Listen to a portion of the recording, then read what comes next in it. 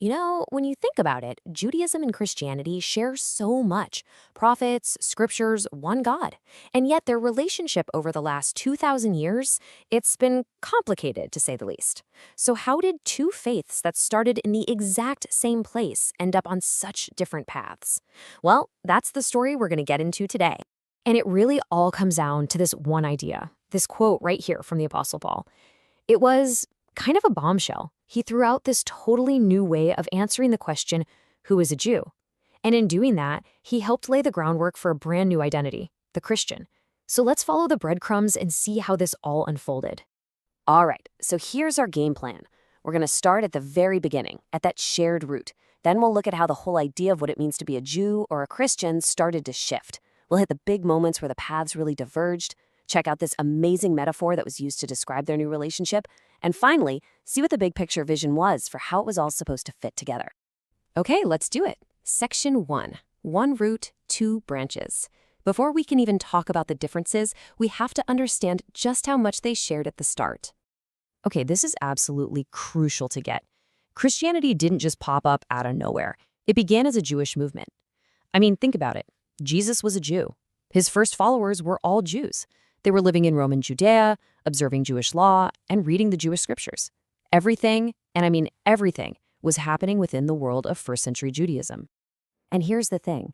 They didn't think they were starting some new religion. Nope. The earliest followers called their movement the Way. And that name is so telling, isn't it? It wasn't a separate highway. It was a new path inside Judaism. What united them was this one powerful belief, that Jesus was the Messiah, the one they had all been waiting for. All right, section 2, who is a Jew? See, that core belief immediately raised a huge question. I mean, if the whole point is to follow the Jewish Messiah, well, what does it even mean to be a Jew? It's a question that would change everything. So back then, if you asked someone, who is a Jew, the answer was pretty straightforward. It was all about the outward stuff. It was about your family tree, being descended from Abraham. It was about physical things like being circumcised. And it was about following the laws, the rituals, the holy days, all the things that visibly marked you as part of the Jewish people. But then along comes the Apostle Paul, and he just tosses a theological grenade into the whole conversation. He basically says, hold on a second, what if we've been looking at this all wrong? He challenges this whole idea that it's about your ancestry or what you do. What if, he asks, being a true Jew isn't about the outside at all? What if it's all about what's going on the inside? And, Paul wasn't just inventing this out of thin air. He was actually digging deep into his own scriptures. He was pointing back to prophets like Samuel, who said this very thing centuries earlier. Man looks on the outward countenance, but God looks on the heart. So this idea, this focus on what's inside, it was already there. Paul was just bringing it to the forefront. So this is how Paul breaks it all down. It's a total contrast. On one side, you have the outward Jew. It's all about lineage, ceremony, the letter of the law. But on the other side, you have what he calls the inward Jew. And for this person, it's all about faith. It's not a circumcision of the flesh, but a circumcision of the heart. See the difference? It's a complete spiritual rewiring. And this one idea blew the doors wide open for who could be considered one of God's people. Okay, so the very definition of Jew is being debated and expanded. But that begs the question, where did the name Christian even come from? Well, the story of how that name came to be is pretty fascinating. What's really interesting is that the followers of Jesus didn't call themselves Christians at first. Remember, they were the Way. The name Christian actually came from outsiders. It was coined in this big, busy, melting pot city of Antioch. And it was the non-Jewish folks there who started using this label. And, well, it stuck. And it makes sense when you think about it, right? You're in this city with people from all over, Greeks, Romans, Syrians, Jews, and you see this new group. You need a name for them. So what do you call them? The Christ followers, the Christians.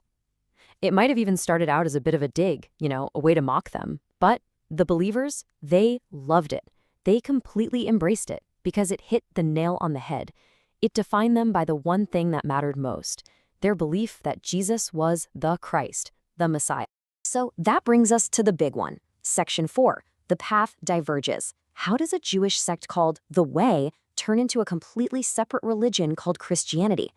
Well, it wasn't like someone flipped a switch. It was a gradual split, a series of crucial moments that slowly pushed the two paths further and further apart. We can really boil it down to four major steps, four critical turning points. And when you put them all together, you get the story of how one root grew into two very different branches. Really, the first major split came down to this. Jesus just wasn't the Messiah that many people were expecting. The hope was for a warrior king, a political powerhouse who would kick the Romans out and restore Israel's glory. But the Messiah being preached by the apostles? He was a suffering servant who was killed by the Romans. For a lot of people, this wasn't just a different kind of Messiah, it looked like a failed one. And that right there explains so much about why some Jews followed him and why so many couldn't.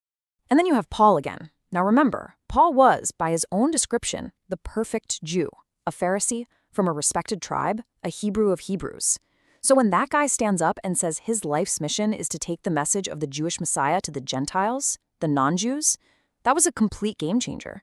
It was a seismic shift in direction. And this mission to the Gentiles sparked a massive argument. The big question was, okay, if a non-Jew wants to follow Jesus, do they have to become Jewish first? Do they need to be circumcised and follow all the laws? The Council of Jerusalem met to decide this, and their answer was a turning point.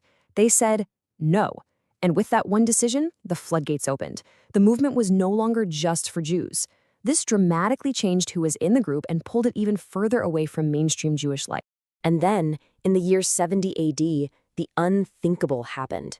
The Romans destroyed the Second Temple in Jerusalem. This wasn't just a military defeat, it was a spiritual catastrophe, a world-shattering event for every Jewish person alive. And in the aftermath, people scrambled to make sense of it, and the two groups came to two totally different conclusions. Rabbinic Judaism said, the temple is gone, so we must devote ourselves even more deeply to the Torah, to the law. But the early Christians said, this is God's judgment for the rejection of Jesus. And those two opposing interpretations, they dug a deep, deep canyon between the two communities, a canyon that would be incredibly difficult to cross. So let's move to section 5. You've got this new reality, right? Gentiles are pouring into this originally Jewish movement. How do you explain that? How do you make sense of it? Well, the Apostle Paul, ever the theologian, comes up with this brilliant allegory, the allegory of the olive tree.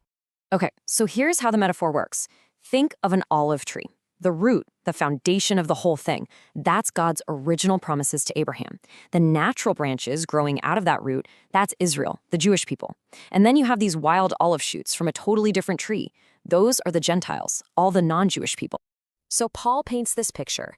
He says that because of unbelief, some of those natural branches, representing the Jewish people who didn't accept Jesus, are broken off the tree.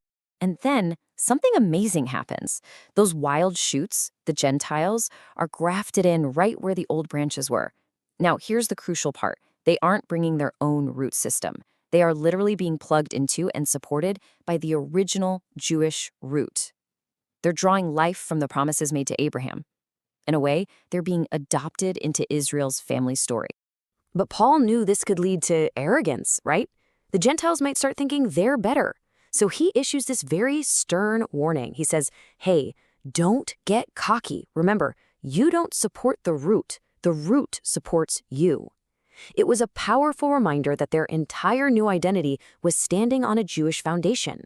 Okay, so finally, section 6. What's the endgame here? Where is all this heading? Well, according to early Christian theology, the goal was never for one group to replace the other. The goal was to create something brand new. And this verse from Ephesians just nails it. It talks about Christ being our peace, tearing down the dividing wall of hostility between the two groups. And for what purpose? To create in himself one new humanity. The idea was to take these two distinct groups and forge them into one new, unified family. And this famous line from Galatians takes that idea even further. There is neither Jew nor Gentile, for you are all one in Christ Jesus.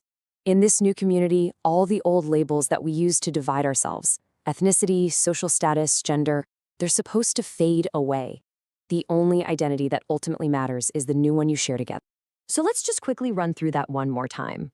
We started with one single root in Judaism. Then, a huge disagreement about who the Messiah was supposed to be caused the paths to split. The mission to the non-Jews completely changed the game, and all of this led to this new vision of a single, unified humanity in Christ. And that's where we'll leave it, because this story of a shared beginning, a painful separation, and this radical idea of unity, it's not just some dusty old history lesson. The questions it brings up about who we are, where we belong, and how we define our communities, well, they're just as real and just as urgent today as they were 2,000 years ago. So the final question is for you. How do these ancient ideas still echo in our world, shaping everything from our conflicts to our greatest hopes for coming together?